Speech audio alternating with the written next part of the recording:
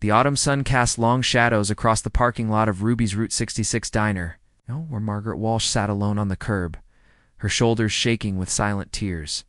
At 73 years old, she had learned to navigate a world that often forgot about people like her. People who couldn't hear the laughter or the cruelty that surrounded them. She had only wanted a quiet lunch, a moment of peace on her weekly drive to visit her daughter 2 towns over. But the sandwich that now lay scattered on the pavement told a different story.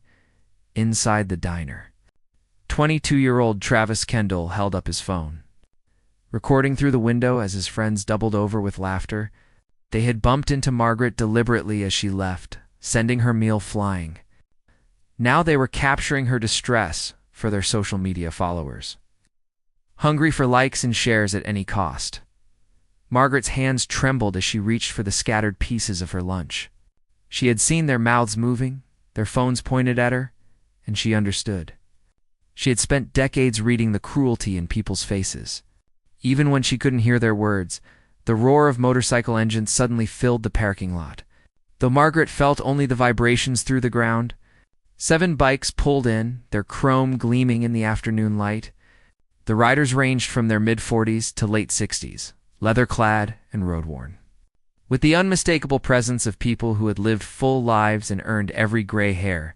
The lead rider, 50-year-old Frank Morrison, removed his helmet and immediately noticed Margaret on the ground.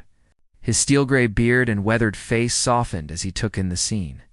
Behind him, his riding companions dismounted, their attention drawn to the elderly woman and the young men filming from the diner. Frank approached Margaret slowly.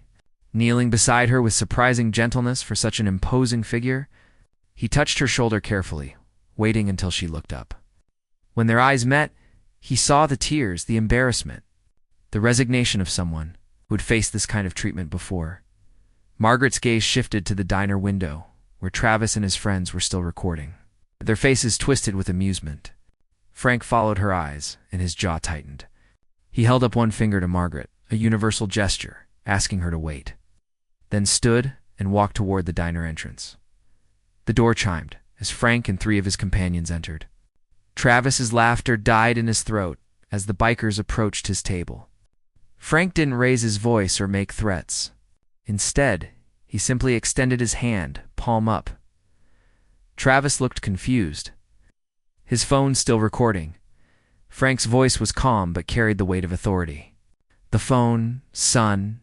You're going to delete that video, and then you're going to come outside and apologize to that lady. Or what, old man?" Travis's bravado was thin, his voice cracking slightly. "No, or what?" Frank replied evenly.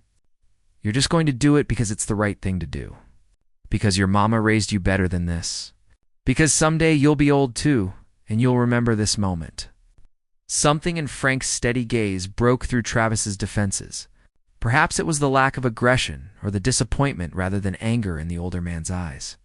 Travis's friends had already pocketed their phones, suddenly fascinated by their half-eaten burgers.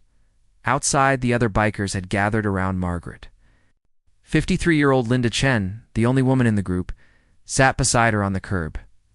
Linda had learned sign language years ago when her nephew was born deaf. Her hands moved in fluid conversation. Margaret's face transformed, her eyes widening with surprise and relief. Finally, someone who could speak her language. Linda's hands moved with gentle questions. "Are you okay? Did they hurt you?" Margaret signed back, her movements graceful despite her trembling hands. "I'm fine. Just embarrassed. This happens sometimes. It shouldn't," Linda signed firmly. "You matter. What happened here matters."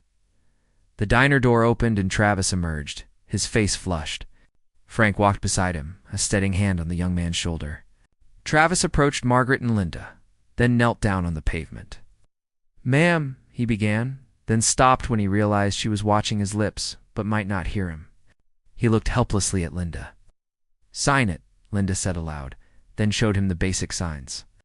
"It's not hard. I'm sorry." Travis's hands fumbled through the signs, clumsy but sincere. Margaret watched, and slowly she nodded. Her own hands moved in response, which Linda translated. "She says she accepts your apology. She hopes you'll think more carefully about how you treat people from now on. Travis nodded, his eyes glistening. I will, I promise. Sign the words too. Copying Linda's movements, Frank helped Margaret to her feet while another rider, 61-year-old Robert Hayes, retrieved a fresh meal from inside the diner, paid for with his own money. Margaret tried to refuse, but Robert simply smiled and placed the bag in her hands, along with a business card for their motorcycle club. We ride this route every Thursday. Linda signed to Margaret, If you're ever here again, we'd love to have lunch with you. You shouldn't eat alone.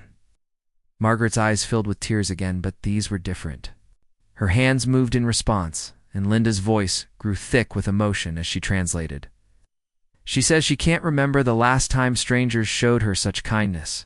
She says we've restored something she thought was lost. Frank cleared his throat, uncomfortable with the praise. That's what we do, ma'am. We look out for folks. That's what community means. As Margaret drove away 20 minutes later, her car full of good food and her heart full of warmth, she glanced in her rearview mirror. The bikers were still there, their motorcycles parked in a protective semicircle. Watching until she was safely on her way, Travis stood among them, listening as Frank talked about respect and dignity and the responsibility that comes with youth and strength. The young man's phone stayed in his pocket. He had deleted the video without being asked twice, and something in his expression suggested he was truly hearing these words, perhaps for the first time in his life. Later that evening, Margaret sat with her daughter, her hands moving rapidly as she recounted the day's events. Her daughter hugged her tightly, grateful for the strangers who had stood up for her mother. And on a lonely stretch of Route 66, 7 motorcycles carried 7 people home. Their hearts a little fuller, reminded once again why they rode together.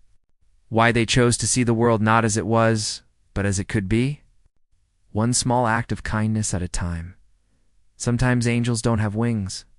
Sometimes they have motorcycles, gray beards, and the wisdom to know that true strength lies not in domination, but in protection, not in cruelty, but in compassion, not in recording someone's pain, but in helping to heal it. If this story touched your heart, please take a moment to like, share, and subscribe for more stories about everyday heroes and the power of human kindness. Leave a comment below telling us about a time when someone showed you unexpected compassion, or when you were able to help a stranger in need. Your stories matter, and together we can remind the world that goodness still exists.